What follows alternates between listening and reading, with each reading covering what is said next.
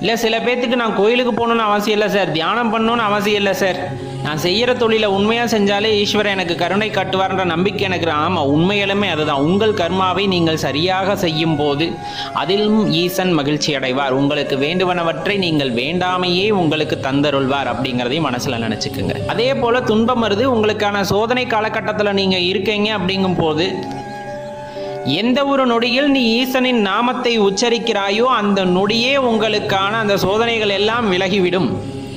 உங்களுக்கு வந்த எந்த ஆபத்தாக இருந்தாலும் அது அதோடு நின்று அதன் பின் அதை ஈசன் எதிர்கொண்டு விடுவார்.